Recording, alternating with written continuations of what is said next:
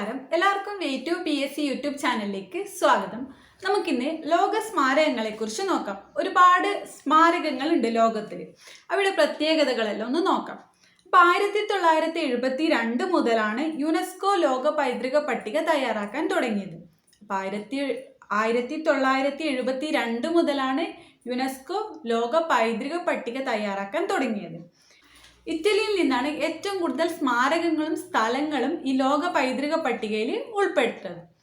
നമുക്ക് കുറച്ച് സ്മാരകങ്ങൾ നോക്കാം. ആദ്യത്തേത് പെട്രെ. 1985 പെട്രെ ലോക പൈതൃക പട്ടികയിൽ ഇടം നേടിയത്. ഈ കേന്ദ്രത്തെക്കുറിച്ച് ആദ്യമായി വിവരം നൽകിയത് സ്വിസ് പരിവേഷകനായ ജോൺ ലുഡ്വിഗ് ബർക്ക് ഹട്ടാണ്. ആധുനിക ലോകാത്ഭുതങ്ങളിൽ ഒന്നാണ് പെട്രെ. അപ്പോൾ അതിൻ്റെ ഫോട്ടോ ഞാനിവിടെ കൊടുത്തിട്ടുണ്ട്. അപ്പോൾ പെട്രെ സ്ഥിതി ചെയ്യുന്നത് ജോർദാനിലാണ്. ഇനി അടുത്തത് മാച്ചു പീച്ചു. ലോകാത്ഭുതങ്ങളിലൊന്നായ മാച്ചു പീച്ചു പെറുവിലാണ് സ്ഥിതി ചെയ്യുന്നത്. അപ്പോൾ പെറുവിലാണ് ഈ മാച്ചു പീച്ചു സ്ഥിതി ചെയ്യുന്നത്. ഇനി അമേരിക്കൻ ചരിത്രകാരനായ ഹിറാം ഗിൻഹാമാണ് ഈ മാച്ചു പീച്ചുയെ വെളിച്ചത്തേക്ക് കൊണ്ടുവന്നത്. ഈ മാച്ചു പീച്ചുവിൻ്റെ പശ്ചാത്തലത്തിൽ ചിത്രീകരിച്ച ഒരു സിനിമയാണ് യന്ത്രൻ.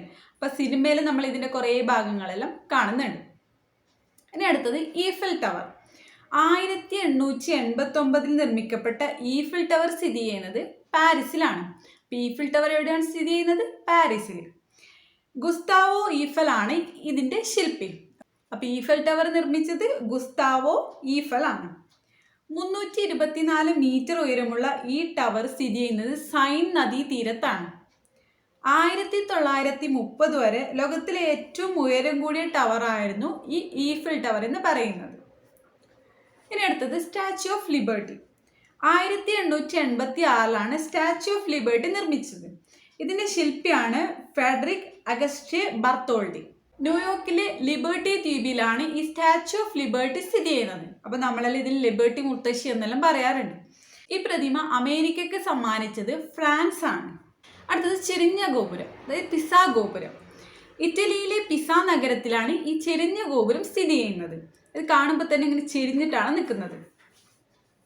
ഗലീലിയോ ഭൗതിക ശാസ്ത്രവുമായി ബന്ധപ്പെട്ട പിണ്ഡം, ഭാരം എന്നിവയെക്കുറിച്ച് പരീക്ഷണം നടത്തിയത് ഈ ഗോപുരത്തിൽ വെച്ചാണ്. 5.5 ഡിഗ്രി ചെരിഞ്ഞാണ് ഈ ഗോപുരം നിലകൊള്ളുന്നത്.